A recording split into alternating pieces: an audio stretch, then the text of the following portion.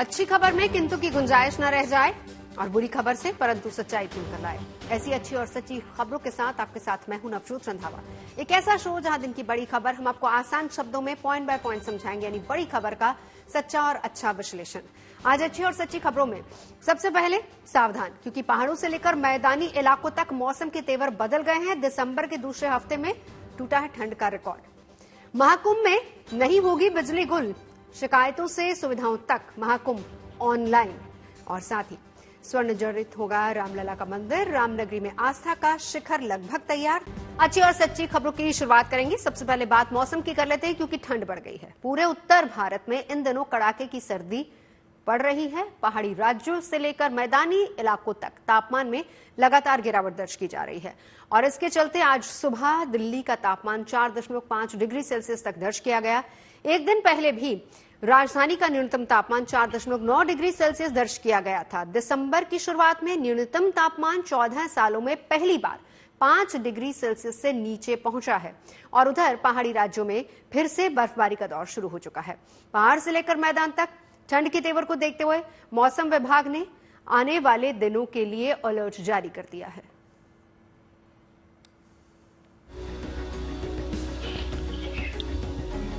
कश्मीर में तो ठंड ज्यादा है, -3 में चल रहा। बहुत ज्यादा ही सर्दी है यहाँ पे।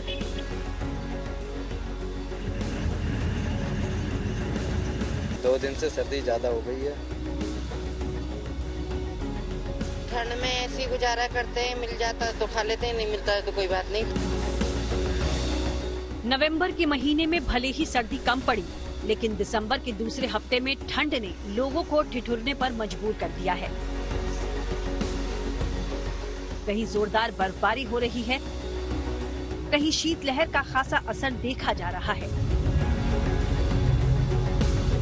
कश्मीर से लेकर हिमाचल तक, उत्तराखंड से लेकर दिल्ली तक और राजस्थान से लेकर मध्य प्रदेश तक ठंड के कारण हालात कमोबेश एक जैसे ही नजर आ रहे हैं। अलग अलग शहरों से आई ये तस्वीरें सर्दी के मौजूदा मिजाज को बयां करने के लिए काफी हैं।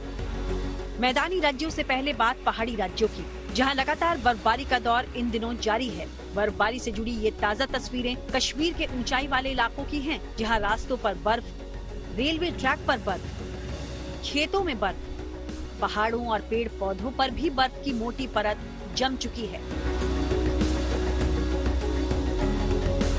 हालात ये हैं कि रास्तों पर गाड़ियों का चलना मुश्किल हो रहा है और इस बर्फबारी के कारण कई रास्ते बंद भी हैं, जिन्हें खोलने के लिए सरकारी एजेंसियां जुटी हुई हैं।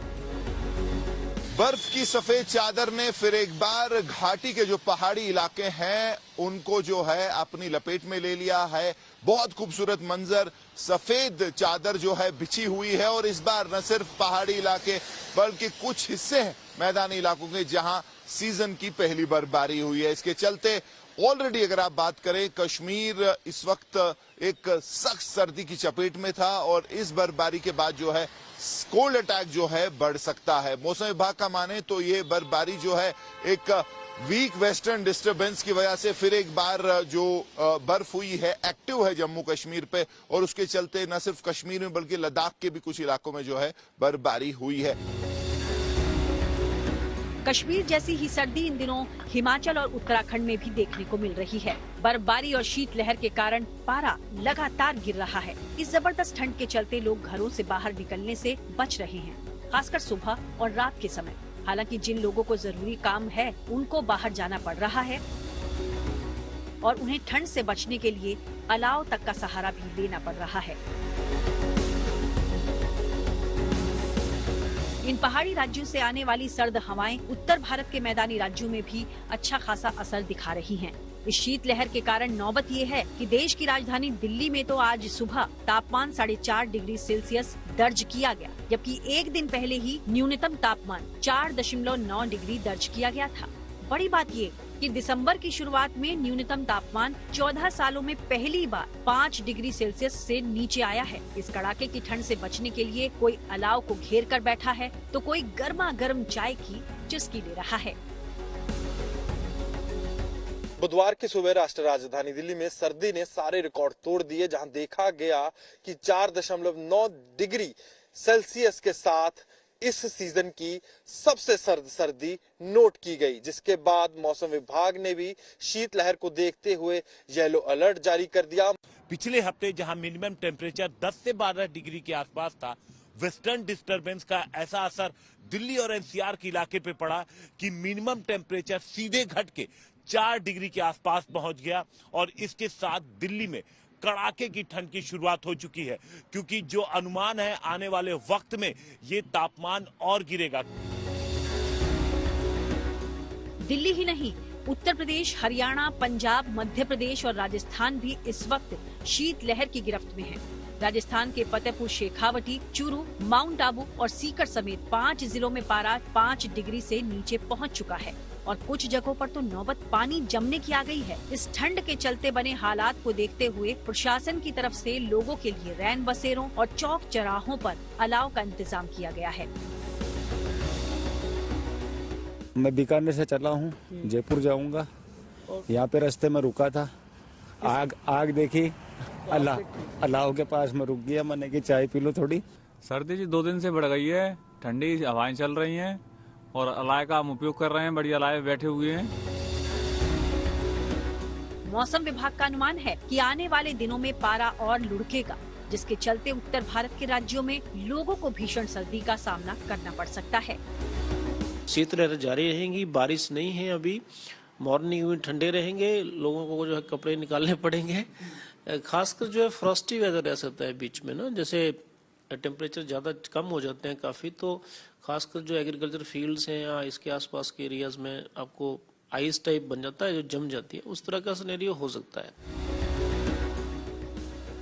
मौसम विभाग के इस अलर्ट को देखते हुए लोगों से एहतियात बरतने की भी अपील की जा रही है। दिल्ली से हिमांशु मिश्रा, अनमोल बाली, श्रीनगर से मीर फरीद, चंडीगढ़ से अमन भारद्वाज, फतेहपुर शेखावटी से राकेश कुमार और बागेश्वर से जगदीश पांडे के साथ bureau report, good news today.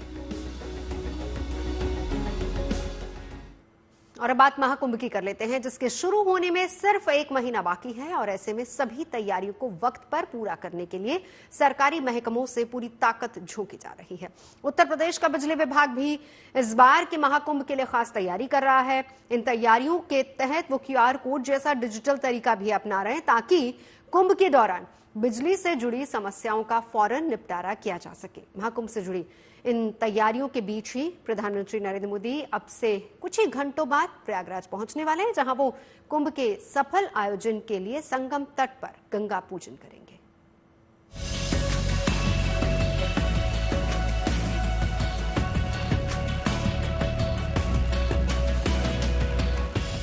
महीने भर बाद संगम के इस पावन तट पर दुनिया के सबसे बड़े आध्यात्मिक मेले का श्री गणेश हो जाएगा, जिसमें साधु संत भी होंगे और आम लोग भी होंगे।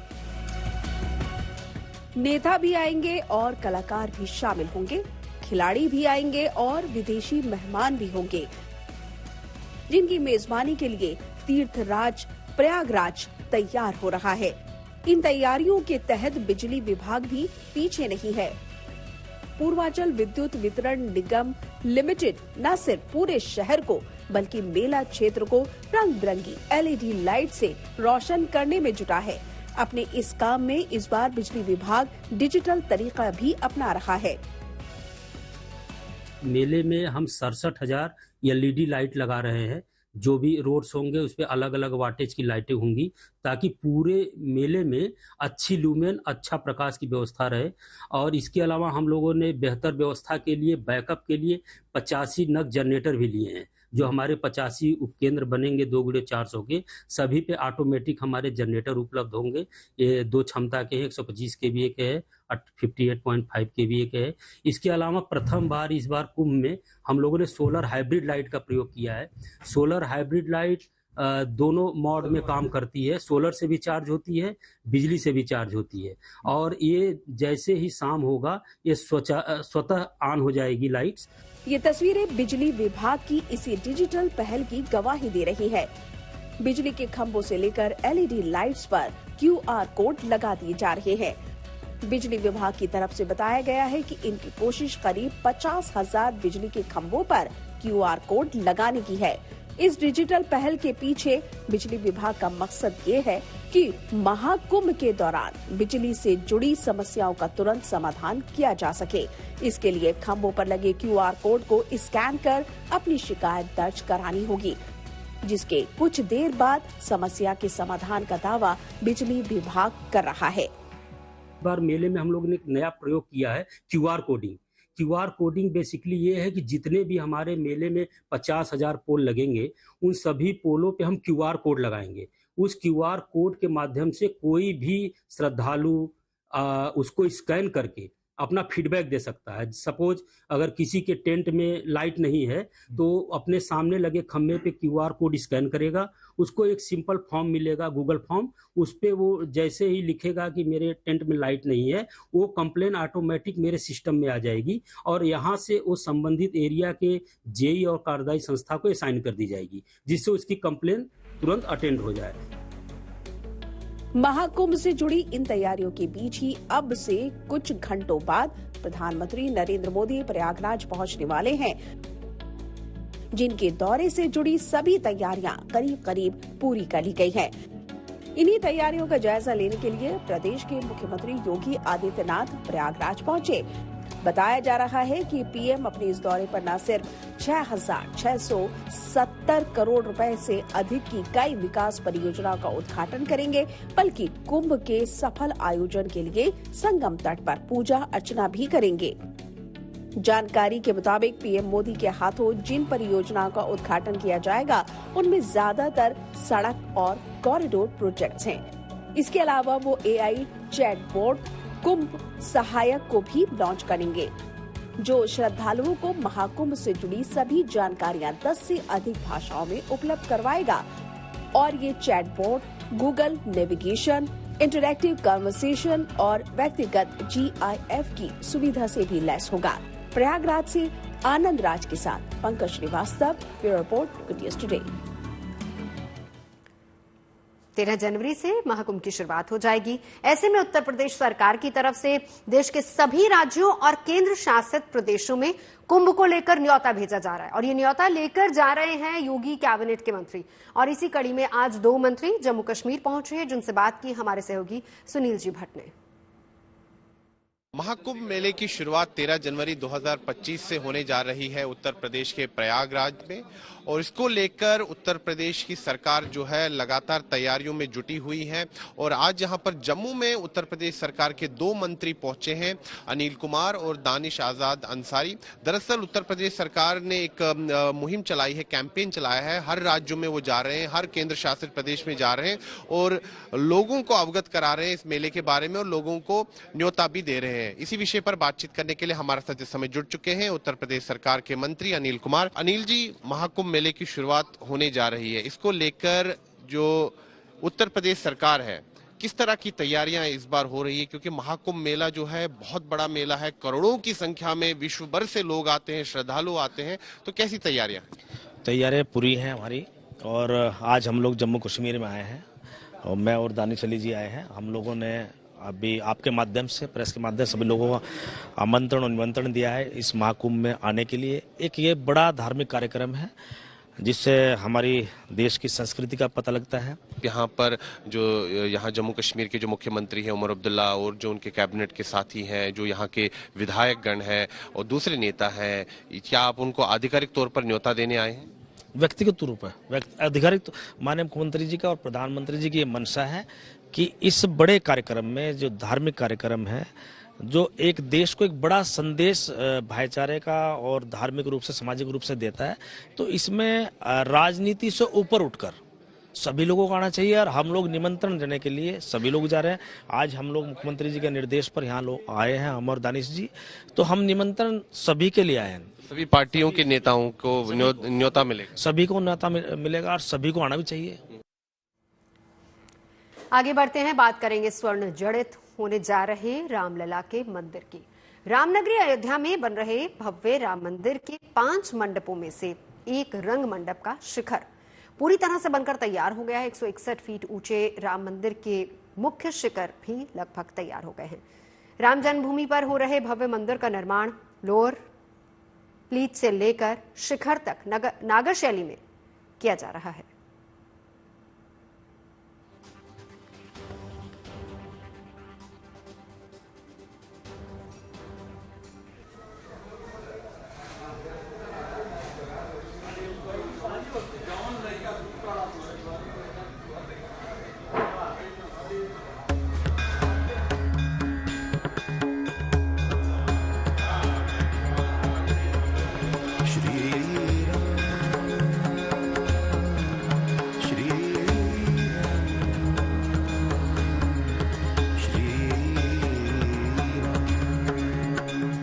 भव्य दिव्य राम मंदिर में भगवान श्री राम के मोहक बाल स्वरूप रामलला को विराजे 1 साल होने जा रहा है।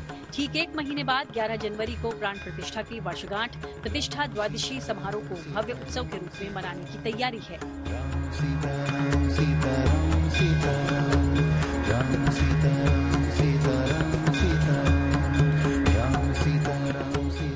इस बीच मंदिर निर्माण से जुड़े कार्य में और तेजी आ गई है।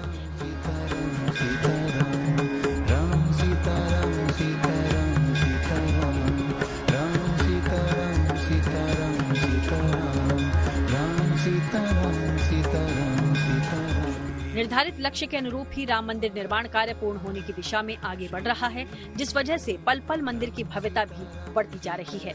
राम मंदिर के ऊपर बनने वाले शिखर का कार्य भी अब अपने अंतिम चरण में पहुंच गया है, जिससे जुड़े पत्थरों को नागर शैली में एक के ऊपर एक रखे जाने से 14 लेयर बनकर तैयार हो गई है। 3 मंजिला राम मंदिर का ग्राउंड फ्लोर और मुख्य शिखर पूर्ण रूप से स्वर्ण जड़ित होगा। जो स्वर्ण का काम है वह केवल भूतल पर ही होगा, बाकी स्वर्ण का काम शिखर पे होगा। पहली बार श्री राम जन्मभूमि तीर्थ क्षेत्र ट्रस्ट की तरफ से मंदिर क्षेत्र में बन रहे दूसरे देवी देवताओं के मंदिरों की तस्वीरें भी जारी की गई हैं। इनमें शिव मंदिर के अलावा सूर्य मंदिर, गणेश मंदिर, दुर्गा मंदिर, अन्नपूर्णा मंदिर और हनुमान मंदिर शामिल हैं। 161 फीट ऊंचे राम मंदिर के मुख्य शिखर के साथ 6 मंडप के शिखरों को भी तैयार किया जा रहा है। हालांकि इन शिखरों का शीर्ष ही स्वर्ण जड़ित होगा। अन्य जो मंडप हैं जिनके शिखर हैं उनके ऊपर शीर्षस्थ बिंदु पर जो है गोल्ड का कार्य पूरे स्वर्ण जड़ित नहीं होंगे, केवल उनका जो एपेक्स होगा, बिंदु होगा, जहाँ की एक तरीके से आप समझें कि एक आस्था का एक यंत्र वहाँ रखा जाता है, उसको जब हम रखेंगे तो वहाँ पर वो गोल्डन प्लेट किया जाएगा। मुख्य मंदिर के अलावा सभी 6 मंडपों को मिलाकर सागौन यानी सागवान के 50 लकड़ी के दरवाजे लगने हैं, जिनको महाराष्ट्र के चंद्रपुर से मंगवाया गया था। कुल मिलाकर के जो दरवाजे लगने हैं, सब मिलाकर के करीब 50 दरवाजे अलग अलग मंदिरों को मिला करके लगेंगे। बाकी सभी दरवाजे जो हैं वो टीक वुड के ही होंगे और उनका निर्माण जारी है। सागौन की ये लकड़ियां भारी भरकम भव्य दरवाजों की शक्ल ले चुकी हैं। अब इन पर देवी देवताओं समेत अलग अलग तरह के खूबसूरत नक्काशियां उकेरी जा रही हैं, जिनमें गरुड़, वैभव के प्रतीक गजराज, प्रणाम स्वागत मुद्रा में देवी के चित्र भी अंकित हैं।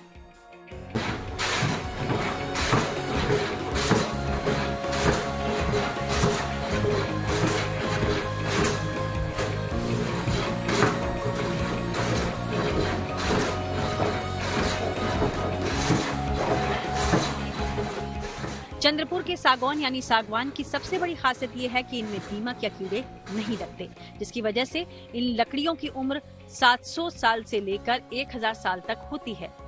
इन लकड़ियों पर बारिश और पानी का भी कोई असर नहीं होता। बार बार भीगने के बावजूद सागौन की इन लकड़ियों से बने दरवाजे और खिड़कियां अपना आकार नहीं खोती, यानी वो बेहद मजबूत और टिकाऊ होती हैं। मंदिर की दिव्यता को एक कुंड भी बढ़ाने का काम करेगा। मुख्य मंदिर और इसके चारों तरफ बनने वाले 7 मंदिरों के बीच एक कुंड बनाने की भी योजना है। मंदिरों के बीच में बनने वाले इस कुंड में सरयू समेत देश की प्रमुख नदियों का जल होगा, जिसकी वजह से ये पवित्र कुंड राम भक्तों के लिए आस्था का केंद्र बन जाएगा। कुंड यूँ समझें आप कि पुष्करणी है, तो वो जो 7 मंदिर हैं उसके चारों ओर यानी बीच में पुष्करणी होगी और 7 मंदिर उसके दिशाओं में होंगे। चारों दिशाओं में 7 मंदिर दिखलाई देंगे। पुष्करणी तो एक प्रकार से आप समझें कि जल का संसाधन वहाँ कैसे होगा और वहाँ पर लोग अपनी आस्था को किस प्रकार से प्रस्तुत कर सकेंगे, पालन कर सकेंगे, यह ध्यान में रख करके उसको किया जाएगा। सनातन धर्म की मान्यताओं के अनुसार किसी भी मंदिर के निकट एक बड़ा जलाशय या कुंड बनाया जाता है। राम मंदिर परिसर में L&T के इंजीनियर्स की देखरेख में ही इस पवित्र कुंड के निर्माण का कार्य आरंभ होगा। श्री राम जन्मभूमि मंदिर के अलावा राम जन्मभूमि परिसर में 7 और मंदिर होंगे और इन मंदिरों के बीचों बीच एक कुंड होगा जिसमें सरयू समेत भारत के सभी प्रमुख नदियों का जल भी होगा और ये राम भक्तों के लिए आस्था का सबसे बड़ा केंद्र होने वाला है। इस बीच राम मंदिर में प्राण प्रतिष्ठा वर्षगांठ के पहले उत्सव की तैयारियां भी तेजी से चल रही हैं। पहली वर्षगांठ पर 3 दिनों का कार्यक्रम पहले से तय है।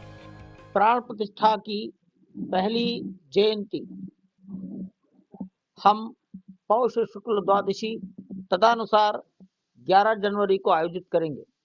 3 दिन का कार्यक्रम होगा और इसे हम प्रतिष्ठा द्वादशी के नाम से पुकारेंगे।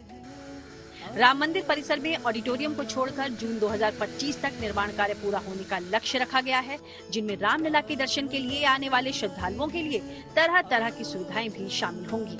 अयोध्या से बनवीर सिंह के साथ bureau report, good news today.